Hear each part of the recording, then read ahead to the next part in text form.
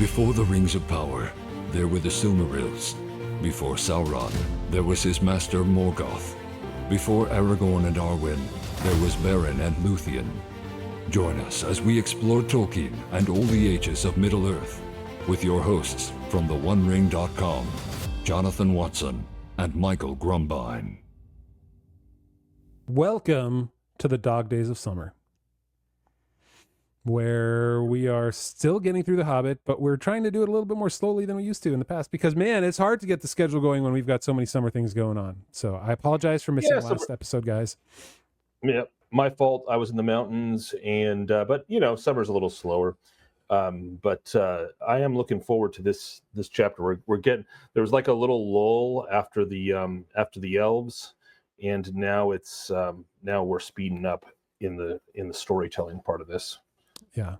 Yeah, I'm excited because we were talking a little bit before recording, and the last couple episodes, there's really not much going on. It's worth talking about, but it doesn't feel like we're progressing a whole lot in the story. And now finally, and just so you guys know, we're going to be reading up to the point until Smaug's first speaks. So we're not going to get into the whole conversation between Bilbo and Smaug in this episode, but we will get into everything up to that. And there is plenty to cover. There is. Before we cover that, though, I have to remind everybody, we do have an extended podcast that you can get by going to theonering.com/member. It is only $4 a month. We have, guys, we've been doing this podcast now for 3 years? And look, no inflation, Michael. No inflation. Yes, we are here. We're inflation proof. That's right. For a little while, at least. Unless you're on Patreon. Patreon inflates their own prices, so it's $5 a month on Patreon, which you can go by getting to theonering.com/Patreon. So yeah, get the extended podcast.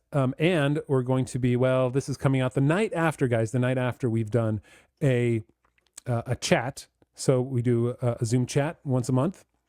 And we just had it last night, even though I don't know what we talked about because we're recording this on a Friday. Our Zoom chat is on a Monday, and this podcast comes out on a Tuesday. So join us, theonering.com/member, theonering.com/Patreon. And today in the extended podcast, we're going to be looking at a couple things. One is Tolkien's painting of Smaug's hoard, of Smaug sitting on the hoard and Bilbo kind of with his ring on there. We're going to be taking a look at that. And then with that in mind, we're going to be talking about how that compares a little bit to what Peter Jackson did. And then we're going to be talking about dragons, whether they have 2 legs or 4 legs, and how that actually affected the Hobbit films, and how it changed, believe it or not, in the Hobbit films. So we'll talk about that a little bit too. Nice. So go to theonering.com/member. Okay, before we get started, speaking about chapter 12, Inside Information. This is episode 28 of The Hobbit, by the way. Isn't that crazy that we've had 28 episodes? That's pretty awesome. Before we get into that, guys, we have to have our Hobbit Facts. Okay, so did you know? This is so. If you're listening, I'm sorry. I have the painting of the map of the Lonely Mountain in front of us here so that we can kind of see it. Did you know, or did you think that the Lonely Mountain is pretty much almost certainly a volcano, right? There's really only nothing. So we've talked in the past about the vapors and the glowing and all that sort of stuff. I mean, all that sort of stuff kind of makes sense if you just kept thinking of it as a volcano. So to think of it like an extinct volcano, perhaps more maybe an extinct-ish volcano because of all the vapors, but certainly that would make sense for a dragon and fire to be in a volcano. And here's how, right? So in this chapter, I just thought of this quote here from the chapter where Tolkien does write, it's as if it had been an extinct volcano that was suddenly making up its mind to start eruptions once again. So that's I think that quote is from the History of the Hobbit. It's on page 680 in mine, which I think is also in the original. That's from the first draft. Okay. So I think it might be in the original too. I didn't double check.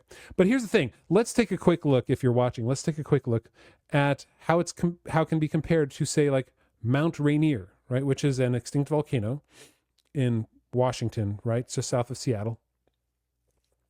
And you can kind of see there's a caldera along the top. Now, Tolkien's painting doesn't really have a caldera along the top, but, you know, we don't have to be too specific about that. But you can see that it has these sort of legs that come out from it. It's got a peak. It's all by itself. It is lonely indeed.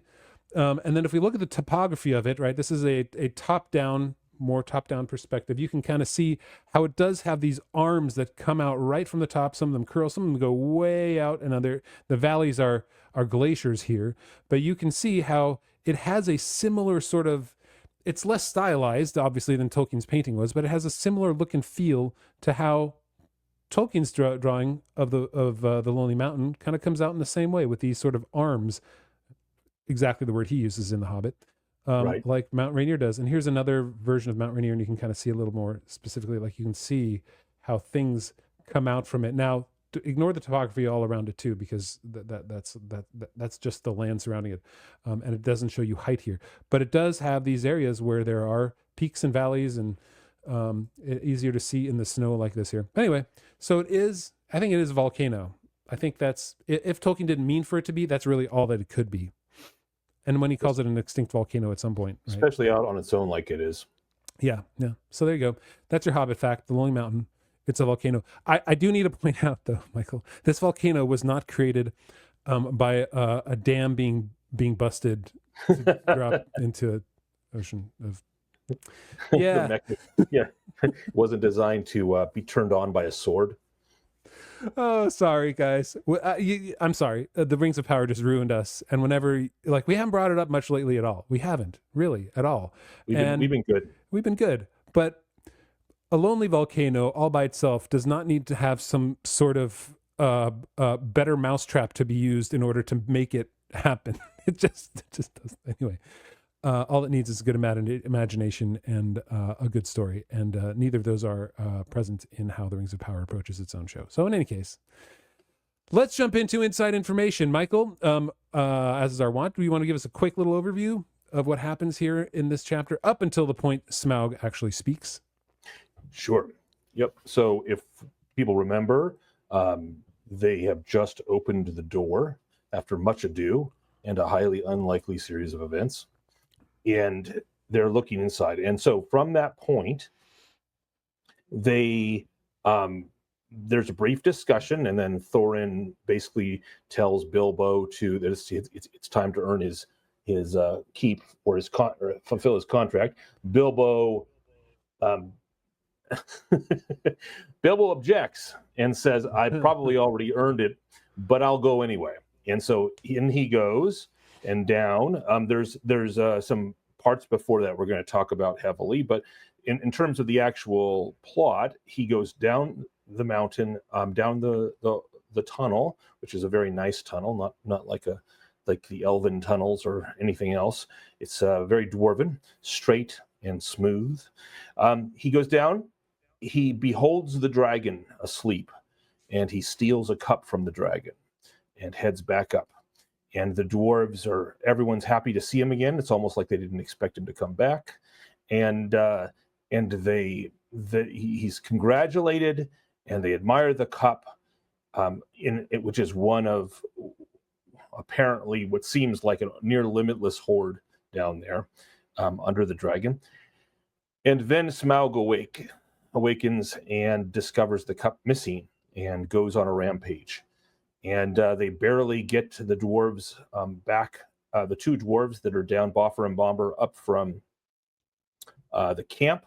And some supplies, they hide inside of the secret door while making sure it doesn't close on them.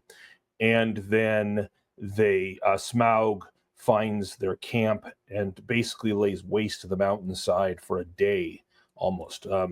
And then goes after their ponies. Well, he goes after the ponies first, then he comes back and lays waste to the mountainside. And they are sitting there in the dark, trembling, and then Smaug goes back to sleep, apparently. After some more debate and some more sort of growth by Bilbo, he decides to venture back in a second time. And down he goes and is about to enter into the main area where the bottom cellar, the deepest cellar, as Tolkien calls it, where all the dragon hoard is. But then he realizes Smaug is only pretending to be asleep, and pulls back. he's invisible because he has his magic ring. But and then Smaug speaks, and that thus begins probably the most famous conversation in all of the works of Tolkien, single conversation, which is the conversation between Bilbo and Smaug. But we're not going to get to that today. No. That's the basics of the plot. Something finally happens. I like it. Yeah. And the ponies get eaten. I mean, Tolkien has a bad track record with ponies. They always, especially in The Hobbit. It's redeemed in The Lord of the Rings. That's right. It's totally redeemed. Bill makes it the whole way through. I wonder if Tolkien did that on purpose. If he was like, felt bad for all the dead ponies, and then he decided to have a pony that definitely didn't die. Probably, yeah. He's like, I killed all the ponies in the last film. Let's redeem this one. Well, let's start at the beginning. Because I think maybe I chuckled more in this chapter than any other chapter yet, even though there's some grave things occurring with the destruction of the mountain and the killing of the ponies. But finally, in this chapter, it's when Thorin is sort of like a broken record to me. He says, "Now is the time for the Hobbit to earn his reward," and I'm like, "Oh, now." No, he hasn't done anything yet. Twice, and he's come up with the ideas of how to do things, and you're asking him, what should we do now? It's like, now it's the time for to redeem it, because it becomes so clear in this, and Bilbo makes the point too, that what is their plan to get rid of the dragon? They were thrust out of this mountain. They were pushed. They had no way back, but yet somehow this band of just a few dwarves is going to get together and do what? They don't have a plan. It's their plan is aspirational. They have no idea, right? It's like, we're going to do it. I don't know how we're going to do it. And somehow he thinks that Bilbo's going to do it for him. And it's kind of a mad plan, even in addition. If you think about the scope of things, supposedly, so Smaug comes along and destroys a whole kingdom of Erebor and drives out, like, they had an army of dwarves, and he destroyed them all. Yeah. And then hundreds of years later, the dwarves decide, now we're going to come back with 12 of us, and we're going to take back our kingdom. It's so strange. I mean, it's very just fairy tale-ish, right? It's just there's no logic to that part of it. If we were going to retcon this in, you could say that it was Gandalf who really prompted this. Perhaps a better way of saying it, Providence was what Gandalf was leaning on, and that's why he sent this forward. He knew that this was necessary in order to it's about the only explanation, because it isn't like Gandalf throws away the lives of the people around him needlessly. So he would have to have some sort of direct message of some kind telling him that it was time to marshal a dozen dwarves to go take back a kingdom from a dragon, which is right. and the person that the linchpin that he decides to put in charge is a fat and happy hobbit in the Shire. So it just makes no sense whatsoever from a strategic perspective, from a tactical perspective, from a realistic perspective. It has the flavor of a fairy story, but also, I agree with you. I think they're supposed to imply providence, because you have, if we remember ahead, you have the death of the dragon, which is unbelievably providential. But it requires a series of events that are so unlikely as to not be able to be planned for. So you have the situation where the dwarves are showing themselves at this moment to not be heroes, and Tolkien finally goes out of his way to explicitly say that. So he finally gives us a paragraph concluding what you and I have been beating around the bush the whole time talking about, which is that dwarves aren't heroes. He literally says that. Dwarves are not heroes, but calculating folk with a great idea of the value of money. That's the summary. That's right. Right. He prefaces that with the first sentence in that paragraph, which is, the most that can be said for the dwarves is this: they intended to pay Bilbo really handsomely for his services. Not that like they were here to defend the Bilbo. They were going to be heroes. They had a plan to take out Smaug. No. The most that can be said about them, not the least, the most, is that they could pay him handsomely for his services, which goes right with the idea that they had a great idea of the value of money. Right. And since that's what they held dear, and again, the dwarves in the Hobbit were more noble than the dwarves in Tolkien's original stories of 1917, 18, 1920, but less noble than the dwarves of the Lord of the Rings and thereafter too. Right. I think, as we've said before, you can clearly say, I think Tolkien would clearly say, I did look for it in his letters, didn't find anything, but Tolkien would clearly say that Gimli was a hero. I mean, he was noble, he was a hero, he was self-sacrificing, Right. Totally different character from any of the dwarves in the Hobbit, with the exception of Balin and maybe Fili and Kili. But which I think is really funny, because Bilbo asks for volunteers to go with him, and it says Fili and Kili looked uncomfortable and stood on one leg. Like, what does that mean? They're just so uncomfortable. They're like, they don't want to settle. Shifting back and forth. Right. Well, you know, leaning against the wall, going, "Don't look at me! Don't look at me! Don't look at me!" So yeah, it's dwarves are clearly. I mean, this is the place where Tolkien literally takes Bilbo and puts him in a category above the rest of his companions. I mean, Gandalf accepted, because Gandalf isn't there at that point. Maybe, I mean, the way to look at it is since the dwarves are, what was Tolkien say, they're tricky and treacherous and pretty bad lots. Some are not, but are decent enough people like Thorin and company, if you don't expect too much. What he knew, right? Like, you could say Gandalf knew that the hobbits would force the dwarves to rise to the occasion, in a way, because they weren't going to be, they were going to be shown up by the Hobbit, right? In the end, although they still rely on him a lot, and we'll get into it. But yeah, the dwarves are decent enough if you don't expect much, and I think that sums up the dwarves right now. Yeah, it's interesting if you think of like the cultures that he's created so far.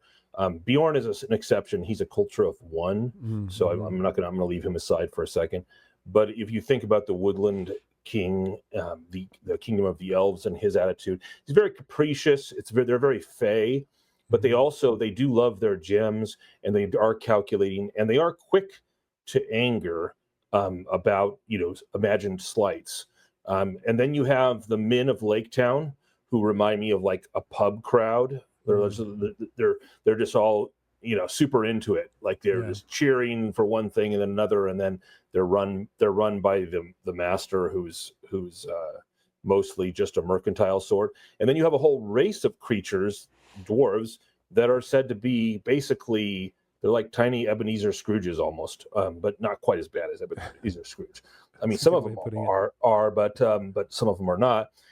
But they're just variants on the Ebenezer Scrooge spectrum, where they value money above everything else. Right. Although it does say, so I mean, Scrooge came out good in the end, so he had it in him to do good. But it does say that the dwarves, quote, would all have done their best to get him, Bilbo, out of trouble if he got into it, as they did in the case of the trolls at the beginning of their adventures, before they had any particular reasons for being grateful to him. So at the end of the day, they are not evil people inherently. They got him on the quest, and they were willing to risk themselves and their lives to save him at one point, as Tolkien points out. I almost feel like there's a little bit of cope going on here with Tolkien. Like he's trying to say, he's like, we had the dwarves were kind of like sort of semi-loyal lot in the beginning, and cheerful. And then in the last, since Mirkwood, they've shown themselves to be a poor companions, ungrateful, useless, stupid, no plan to do anything, to actually get their kingdom back that has any practical use. They couldn't even find the door. Bilbo had to find their secret door in their kingdom. And so I feel like Tolkien has almost let the dwarves drift into a thing, whatever caricature he had in his mind. And so now he's explaining himself, like he does many times. Like he grows into his story. He doesn't have the grand plan where everything's laid out. He tells, his story grows in the telling, and I think that's what's happening here. Yeah. But they build great passages, so there's that going for them. They build through tracks. Yeah, that's true. The juxtaposition of the gold. I mean, we think back to the Hobbit films. I'm just trying to think like what Peter Jackson took this to a high degree where there's literally gold fever for Thorin in the film, right? It's like a literal disease that he gets that is something that he cannot avoid. Where the other dwarves do, he can't. I guess maybe it's a royal thing. But Bilbo has the exact opposite. Tolkien makes the point that Bilbo doesn't care at all whatsoever. He had absolutely no use for dragon guarded treasures, and the whole lot could stay here forever if only I could wake up and find that beastly tunnel. Was my own front hall at home. All he wanted to do was go back home. He didn't care about any of the treasures at all. So even the reward that the dwarves were going to give him was completely useless to him. He was going because he had a tookish side that was always constantly driving his steps forward, although his heart always wanted to be back home, back in his front door, sitting on his bench, smoking a pipe. But he still did it. And it's funny, even in here, none of the other dwarves were willing to walk down the nice straight hall that they could build because Bilbo clearly saw it. It was a dwarven constructed tunnel. But none of the dwarves would even walk down the tunnel with him. Like they were too afraid. And so the idea that they are heroes at all in this here is completely false. The only time they become heroes is when they want to defend their hoard once they have it back. Right. Yeah. And so I found that him going down the hall was sort of the perfect combination of his Tookish and Baggins side, because he reminisces, but he still goes. He reminisces, but he still goes. He doesn't stop to actually say, "No, what? I'm just going to go back home." He's like, "No, the adventure is calling to me, but I want my home." Right. Now, I also noticed that point about what Bilbo's true love is always his home, and the gold has little to no hold on him.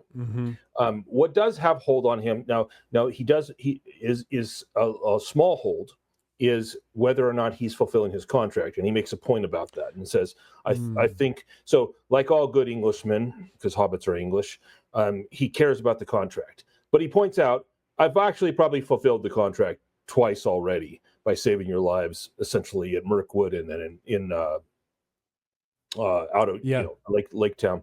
And so but third time pays for all. Yeah. And so, which is a phrase that's the author of this annotated version legitimately connects back to Sir Gawain and the Green Knight, and the third time. And it's this concept in medieval literature that when you fulfill something, a bargain or a contract, it's better to over-fulfill it, because then no one can cast any doubt upon it. Like the way to say I've fulfilled the contract is to do it 2 or 3 times over, and then there's just no doubt at all. And so he has that moment. So he cares about the contract, but he cares more about his home, as you pointed out. Now I'm going to do something I rarely do, because I hate the travesty that is the Hobbit movies. But while I don't like the way it's portrayed, the dragon sickness, the gold sickness, as a disease from the dragon, nevertheless, there are hints of something that I think Jackson could have drawn from when he did that. He expanded it, and he did something Tolkien didn't do. But there's a moment when I saw the echoes of what Jackson did. And that moment is when Bilbo first sees the immensity of the dragon's hoard. And I'm going to read the whole paragraph, or at least most of it. To say that Bilbo's breath was taken away is no description at all. There are no words left to express his staggerment. Love that word. Since men changed the language that they learned of elves in the days when all the world was wonderful. Bilbo had heard tell and sing of dragon hoards before, but the splendor, the lust, the glory of such treasure had never yet come home to him. His heart was filled and pierced with enchantment and with the desire of dwarves. And he gazed motionless, almost forgetting the frightful guardian, at the gold beyond price and count. So Tolkien says that he is filled, the lust and the glory of the treasure had never come home to him, but now it has, and his heart is filled and pierced with enchantment and with the desire of dwarves. So what is the desire of dwarves? The desire of dwarves is for their gold, for their money, as Tolkien has just reminded us a couple pages ago. And so there is a sense in which this lust for this dragon hoard is a thing that can even take hold of the simplest and of creatures like Bilbo, and so there's a spirit, a lust, an enchantment about this dragon hoard, which is not merely here's Fort Knox in a cave. It's not just a matter of like, here's a bunch of gold stacked in one place. Mm-hmm. It's a real, there's something else about the treasure which has an effect on the people that view it. So for that reason, I give Jackson a little bit of grace on his portrayal of the dragon sickness. Now, I think he doesn't handle it too well, and it comes across as like some fever dream for Thorin and things like that. But nevertheless, there is an element there of enchantment and lust for the gold that the hoard inspires, the dragon hoard inspires. And the phrase, almost forgetting the frightful guardian, which is essentially what the dwarves have done, right? They know the size of their treasure, and they have just completely ignored the frightful guardian that they knew was there, but the call of the treasure was too much for him. It's interesting because, as you alluded to before, the dwarves are not heroes. Tolkien says so directly. But then, when they see the treasure, the dwarves almost have that lust without seeing the treasure. Then when they see the treasure, they become something else entirely. Like they become almost psychopathic about it. And so there's a shift in their behavior, and all of a sudden they're willing to take on armies with a handful of them because they've seen the treasure. And so I do think there's some legitimacy to saying that the sight of the treasure and maybe the enchantment of the treasure, maybe the effect of the dragon that it had on the treasure, could be a real factor in Tolkien's world. So let's take a quick minute then, since we're talking about the size of this treasure. This is Tolkien's painting. I will add this to the show notes. It's called Conversation with Smaug. This was in the 1938 edition, the second printing where they added it, and it was in the first edition for the US. In any case, if I remember right, reading the notes on this, this is the size of the hoard. You can see the size of the dragon. Tolkien does make the point that Bilbo is far too large in this image. You can see him sort of in the bottom right here. Right. He's supposed to be wearing his ring. He's bending down and probably saying, "Oh, Smaug, the greatest of all calamities," right here, or something along those lines. This is the size of the treasure. Now, if we take a look at the size of the treasure that Peter Jackson put in, it's 100x at least. It is essentially half of the hall, half of the height of the hall, and the dragon is in it. It is so much larger. So at this point, you would say that Bilbo would certainly be like, he would be amazed. He would be what is the word you use? Staggerment, right? The staggerment of the treasure in front of him. We'll talk about this more. We'll talk about the treasure in the extended podcast. It was a little much for me. It was almost comically large, I think, in the film, and didn't need to be that way. But we'll talk about that more. Right. Yeah. Although there is a case to be made for that too, because of what Bilbo says about how long it would take him to pull out all the treasure if he had Now, you could say he's exaggerating, but he seems to think. I don't think that this picture does justice to what Tolkien described as painted. Now, I don't think that's a problem. I think that's just a limitation of the picture and the way it could work. But the way he describes it, it seems like an unreal amount of treasure, although perhaps not as much as Jackson did. So it'll be fun to discuss that. I guess it depends on how you imagine it, right? This is subcreation now. How are we imagining this here? Because this is what Tolkien writes about the treasure. Beneath him, under all his limbs and his huge coiled tail, and about him on all sides, stretching away across the unseen floors, lay countless piles of precious things, gold wrought and unwrought, gems and jewels, and silver red-stained in the ruddy light. Let's see. Is there anything else he says, right, other than the staggerment, the lust, the glory? Yeah, it does describe mounds of treasure. It does describe, as you just read, the treasure is stretching away across the unseen floors. Yeah. And we don't have a sense of that in this picture. You'd have to have like panorama shot. Yeah, I like the idea of the mounds of treasure rather than a sea of treasure, which is what we got from Peter Jackson. But we'll talk about the extended edition more. We'll argue more about it. Sounds good. Okay. So Bilbo goes in and he decides to grab one cup, which I thought this was interesting. This is what I learned, is that this is very similar to what happens in Beowulf, where a cup is stolen from the dragon's treasure there. And it's a two-handled cup too. And Tolkien wrote, let's see if I can find this quote here. So here it is. This is from the History of the Hobbit. Tolkien said this in a newspaper reply when somebody mentioned that it's an homage to Beowulf. And he said, well, Beowulf is among my most valued sources, and though it is not as consciously present to the mind in the process of writing, in which the episode of the theft rose naturally from the circumstances, it is difficult to think of any other way of conducting the story at that point. I fancy the author of Beowulf would say much the same. So he's saying, like, sure, right, it's a valued source, but it's not like I was copying Beowulf at this point, which is essentially like, write what you know. And he knew Beowulf, though he wasn't thinking about it exactly. Right, which is so interesting that a professor of Anglo-Saxon literature wasn't thinking about the cup. I mean, I believe him. I don't think he's lying. I think it's just reflective of how Tolkien wrote. Yeah. He had all of these mythologies in his head and all these sources. Right. And so it just came naturally to the story. In Beowulf, we don't know the circumstances of the stealing of the cup. It's stolen by some slave. It's an unnamed character.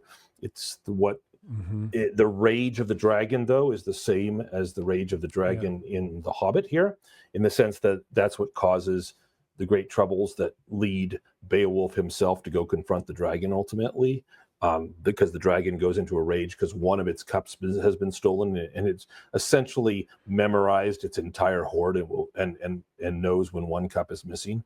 Yeah. So there is, which is very similar to The Hobbit here. So I just think it's indicative of the way Tolkien uses those kinds of literary sources, where they're in his blood, and he writes them from himself.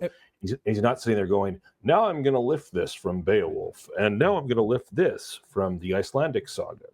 It's kind of like being a musician, or being like John Williams, right? He knows so much that you could say, like, oh, hear this little part? This is just like this little part from Mozart in the whatever. But you know it so well that things will just come out, and people will just find things to say, like, you know this well, you did this here.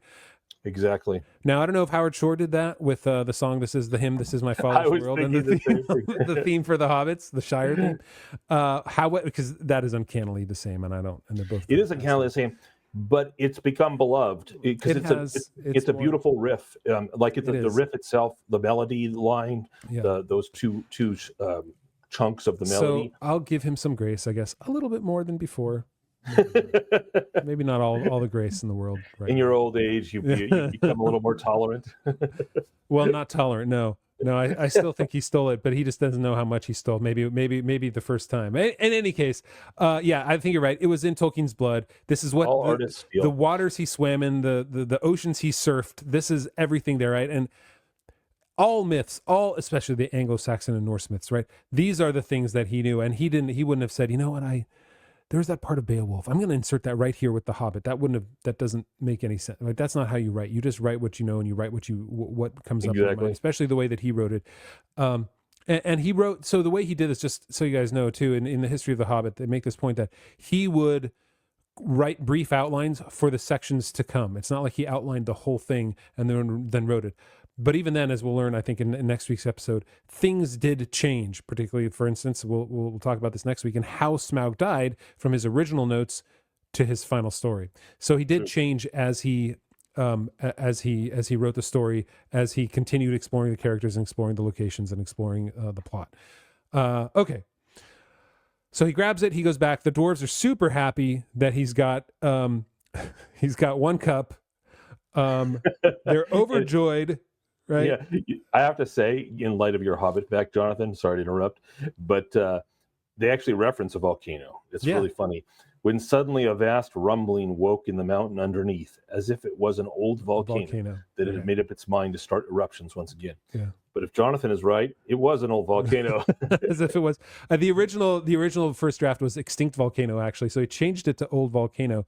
But I mean, this is one thing. Maybe he saw, like, at one point, you know, he was familiar with what a lonely mountain would look like, and it had to be an extinct volcano. There's no other reason to have a mountain somewhere in the middle of nowhere. Right. So yeah. So they're happy. They get they pass it around the cup from hand to hand, talking delightedly of the recovery of their treasure, forgetting the dragon. But as Tolkien says, it does not do to leave a live dragon out of your calculations if you live near him. The understatement of the century. And this is when Smaug comes out, and one cup, he realizes one little piece of his treasure is gone. He rages like a rich man losing a penny, essentially. That commentary line is so beautiful. It's hilarious because we first see the mind of Smaug in this, and Tolkien has done this before. We see the mind of the spiders in this. We don't see the mind of the trolls as much. But we hear their mind because trolls are thick-headed things, and so they have very few thoughts, and they all come out their mouth. But we hear them from the mind of Smaug. and we hear that about his dream, where essentially there's Bilbo in his dream, a small warrior, which says, Bilbo is not. Yes, it's true. He says, in which a warrior, although altogether insignificant in size, but provided with a bitter sword and great courage, figured most unpleasantly. So Smaug has nightmares, apparently, and then he. It talks about what Smaug thinks about the little hole that leads to the secret passage, and then he goes into immediate rage. Thieves, fire, murder, such a thing had not happened since he first came to the mountain. His rage passes description, the sort of rage that is only seen when rich folk that have more than they can enjoy suddenly lose something that they have long had but have never before used or wanted. It's like highly specific there. Right. He speaks from experience. What's funny, though, is we all know somebody like that in our past, right? We do. And like in the present, there's a, I'm not going to give particulars, but there's this experience that my family's had with another family, and it's exactly like that. It is crazy. Well, it's the rage, like, in a way, it's the rage of a child who has had one toy taken away from them. They haven't been playing with it for months, but their friend, their brother, their sister, their parent takes it away, and they fly into a disastrous, destructive rage because their one little thing that's theirs was taken. It's a violence that has no thought. It's just reactive, and and that's what he says, I think, with that too. It's right. It's the rage of rich folk when they lose something they haven't had, they've long had but never used. It's not just any rich folk. It's rich folk that have more than they can enjoy. That's right. Tolkien is actually, as is his wont with prose, he's very quickly cutting to a very specific principle. He does so very well, and that's the principle of enjoyment. Like, it's not good to have more than you can enjoy. That's the principle economic principle and it's a Christian principle. It's one, it's reason why in Christianity we're warned about the dangers of getting to heaven if you're rich. Yeah. And and economically speaking, we're supposed to have a preferential love for the poor and taking care of them. And Christ asks a rich man to give away half of what he has and come follow Christ. So the idea of having too much excess is a real concept in Christian Europe, and Tolkien is putting a fine point on it. I will quibble with one point you said. You said he loses all thought. Actually, Smaug has one single thought. Quote, to hunt the whole mountain until he caught the thief and had torn and trampled him was his one thought. Well, okay. I'll accept that. He has one thought, which is continued violence. He wants to rip apart the person that has dared to take one cup out of a hoard so vast, as Bilbo later says, it would take him decades to clear it out if he were to do so. if we were to try to do so. So anyway. He does. So Smaug does come out, and he does rip and tear and fire, destroy the mountain, searching everywhere. He sees the ponies. He thinks they're essentially men that have come up there. Right. And not men in the way that Tolkien, I think, describes elves as men. I think he literally thinks it's men because that's all that he knows now at this point, the men of Lake Town. Right. They come up, and the dwarves take refuge in the cave, and then they're back on Bilbo's back. They're like, "Why? Why did you take the cup?" And he's like, "Hold on." And I love my paraphrase. Hold on. Like, what am I here for? Like, you asked what? Like, I love that he's no longer timid at all. He responds completely with like, no, this is why I'm here. Shut up now, right? That's how I feel like his mindset is at this point. Exactly. Well, he's lost, and we're later told that he's now the leader of the group, not in that particular. Yeah, passage. Right. But in that passage, Bilbo explicitly says, "What else do you suppose a burglar is to do?" asked Bilbo angrily. "I was not engaged to kill dragons. That is a warrior's work, but to steal treasure. I made the best beginning I could. Did you expect me to trot back with the whole horde of Thror on my back? If there was any grumbling to be done, I think I might have a say. You ought to have brought 500 burglars, not one. I am sure it reflects great credit on your grandfather, but you cannot pretend that you ever made the vast extent of his wealth clear to me. I should want hundreds of years to bring it all up if I was 50 times as big and Smaug as tame as a rabbit." Yeah. Maybe that's the best comment on the size of the horde too. Yep, that's what I was thinking. Yeah. I mean, I don't think he's being technical there. He's being hyperbolic. No, I agree. Clearly, he's being hyperbolic. Yeah. But he's pointing out it's an endless horde, which, if you think about it, is interesting. Because how does that work with dragons? Like, dragons, it really can sense the loss of a single cup in the whole horde. So, which is it's almost kind of beyond nature. It's a weird. I mean, maybe it's not beyond nature in a world where the elves have a nature to be able to do things that men consider magic, like disappear and reappear in places. And Bjorn has a nature that includes changing to a bear and back. So maybe the nature of dragons includes this connection or affinity with their treasure, where they almost identify with it. Well, and that was a mythological part of his studies too. This is what dragons knew, right? The same reason that the dragon in Beowulf destroyed the hall and destroyed the men. That's very true. It was already established. It's not like something that he decided to throw into the Hobbit. That dragons they know when they lose a coin, they know when they lose a cup. It is at this point though that where Bilbo is like, he doesn't wait for Thorin to say, "What should we do now?" He's like, "Well, if you really want my advice, we can do nothing but stay where we are. By day, we can no doubt create about safely enough to take the air." But in any case, this is the point at which one paragraph later, Tolkien says, now he had become the real leader in their adventures. He had begun to have ideas and plans of his own.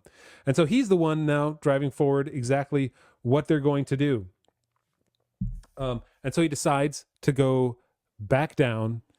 And what does he say? Well, earlier he mentions his luck had been pretty strong lately. And so I think that allows him to make this decision that old Smaug is weary and asleep. He can't see me and he won't hear me. Cheer up, Bilbo. So he decides to go in there and try his luck to, I guess, finding, seeing what next steps can be made. Yeah, well, but also I think we're given a clue, right? Because of what he actually does, but he says it. There's a foreshadowing. He says to the dwarves before he leaves, "Perhaps something will turn up. Every worm has his weak spot, as my father used to say, though I'm sure it was not from personal experience." So every worm has his weak spot, and that is indeed what Bilbo ends up doing, is identifying the weak spot, which allows Bard to slay Smaug. Right. So at this point, his plan is essentially to go there and try and find the weak spot, right? To try and find something, some way, right? He has no we're going to do this. We're going to set the greater mousetrap of we're going to, what is it? I just think of the Hobbit films where the whole idea they had to get the goldsmiths, the fires running again so they could yeah, melt the all the Rube gold. Goldberg. Yes, exactly. Way That's to what kill a Rube dragon. Goldberg, not the mousetrap. The Rube Goldberg device of somehow encasing him in. It was so silly. But his idea is like, okay, what's his weak spot? And he goes back to the proverb his dad: every worm has, and worm again is dragon. Every worm has a weak spot. Right. Small worms have many, many weak spots, not large ones. Yeah. Small worms, one would say, are all weak spot. Yeah, that's right. Yes. So this one has Smaug hopefully is a different kind of worm. one. So he gets down there, and this is when he learns that dragons have a great sense of smell, and they can sleep with their eyes open, because what is a piercing ray of sun. A piercing ray of red from under the drooping lid of Smaug's left eye. Sorry, just sun felt so natural in me saying there when I was trying to find the quote. He was only pretending to be asleep. He was watching the tunnel entrance. And then this is an interesting line. Hurriedly, Bilbo stepped back and blessed the luck of his ring, which I'm like, okay, we know, again, the ring is not malevolent at this point. Tolkien had no idea that the ring was the ring of Sauron, and because he blessed the luck of his ring there. I feel like that's a sort of a little nod toward, maybe it's not so bad. Like if you're thinking that Tolkien knew in his mind that, again, this ring was something greater than it was. Nope, he retconned the ring into the Lord of the Rings ultimately. Yeah. Now here's interesting. Here's a question for you. The sources of light in that underground cellar. So when he first goes down, it says that and it's describing the dungeon hall of the ancient dwarves right at the mountain's root. It says, it is almost so dark that its vastness can only be dimly guessed, but rising from the near side of the rocky floor, there is a great glow, the glow of Smaug.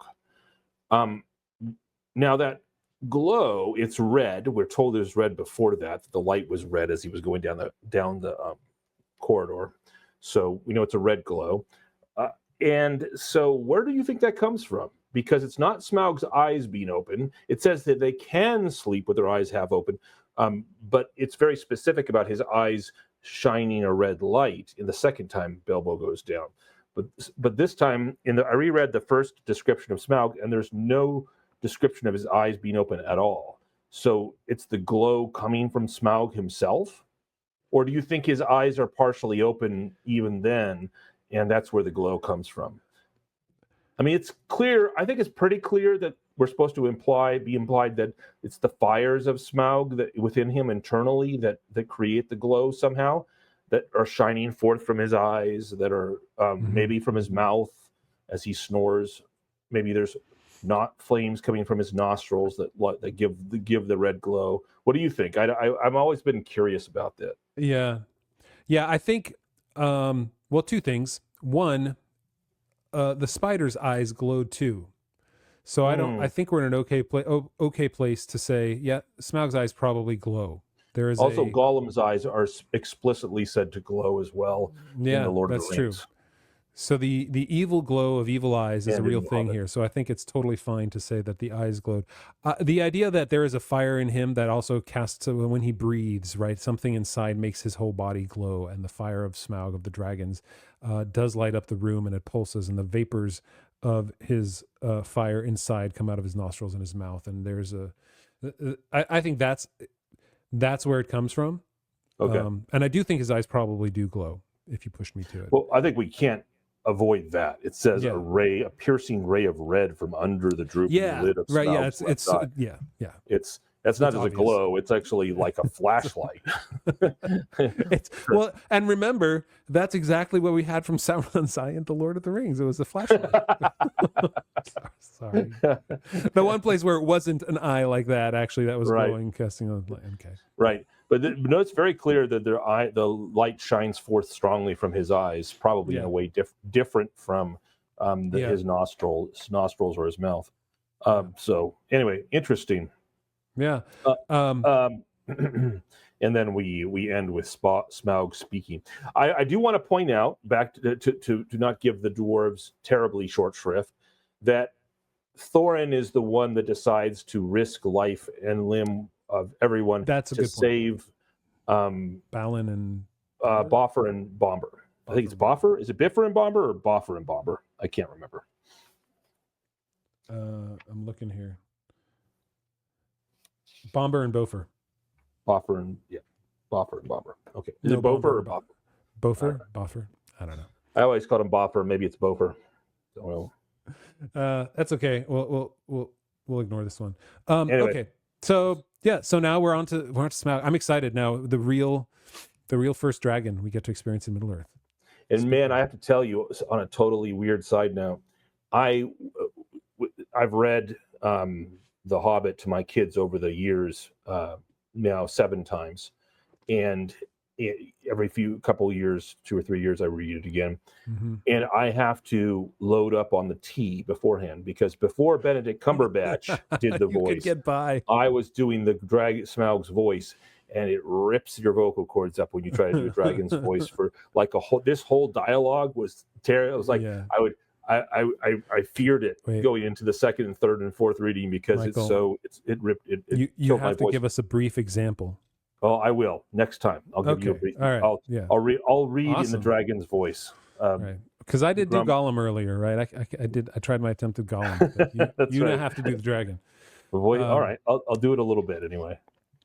I have one other thing I want to bring up, and something that I like to bring up is the best prose, the best writing that I found in it, or perhaps one that just sticks out to me, because the first thing that drew me to literature was actually the quality of writing and how the words made me feel, not so much that's why I like Jabberwocky by Lewis Carroll so much. And it's this line where Tolkien uses the sound of the language, I think, to convey what Smaug sounds like to the dwarves and to the Hobbit. Very nice. This is when they first start sensing him, feeling him, hearing him. Wisps of vapor floated up and past him, and he began to sweat. A sound, too, began to throb in his ears, a sort of bubbling like the noise of a large pot galloping on the fire, mixed with a rumble as of a gigantic tomcat purring. This grew to the unmistakable gurgling noise of some vast animal snoring in its sleep down there in the red glow in front of him. So there are all these very guttural words that he ends up using in this description of Smaug, where he says the words like throb, bubbling, galloping, rumble, purring, gurgling, snoring. And so like you get this sort of feeling that's coming just out of the words. Very onomatopoeic. Yes. And I know 100% this was on purpose, right? He used those words to convey it. Even later, he uses the words thrumming and whirring, like the double R words, this sort of deep throat sound that you can't just describe, but you have to give to people through the words that you're using to describe it. So I wanted to point that out, that I love that. That's awesome. Yeah. That's the way that he uses words too. It's not just like there was a deep guttural noise coming out of the ground. No. It was throbbing, it was bubbling, it was galloping, it was purring, it was gurgling, it was snoring, right? All these words that together form that. Exactly. I love that. Yeah, a lesser author might have just said that the Bilbo could hear the distinctive noises of the dragon snoring in the distance. Right. Yeah. Exactly. Or a monster snoring in the distance. But Tolkien, being the master of language that he is, he makes us feel it with the onomatopoeic words. Yeah. Thrum is my favorite. Thrum has always been one of my favorite onomatopoeic sounds or adjectives. So all y'all, next week when Michael does the sound of the dragon speaking, we have to remember all these words. Is he thrumming? Is he throbbing? Well, I'm not going to do this sound gurgling? of the dragon snoring. That's Okay. the snoring. I don't think he gurgles when he talks. But all right, okay. Well, anyway, we'll clip it out and we'll see we'll put you up against the other. No, we won't. Yeah. Against Benedict Cumberbatch. Oh, thanks. That's great. Against a trained English actor. I'm supposed to. I have to admit, ever since my kids saw that, my son and my daughter, my first son, first daughter, told me later on that they loved that scene because it was so much like what I had done. Although I think, as I told them, you're very kind. I don't have Benedict Cumberbatch's voice, but it is a cool, like this, the sound of things and the way he talks is very, it's very monstrous. Yeah. Okay. We'll get into that more next week. We have a lot to talk about with Smaug's voice and Smaug speaking. All right, guys, thanks for joining us this week as we get into the first half of Inside Information. Next week, the second half. If you want to hear us in the extended podcast talk about dragons and whether they have 4 legs or 2, and Tolkien's painting, and we'll talk about the Hoard. How big was it really? How big was it really? And then nobody knows for real, right? There's no cubic measurements of gold that we have to rely on here from the Hobbit, but we can talk about it. So join us there at theonering.com/members, theonering.com/Patreon, and join, and you can join us in a chat too next month in August, because guys, you missed it. Sorry, everybody, you missed it next month. All right, see you on the other side, everybody. Bye, freeloaders.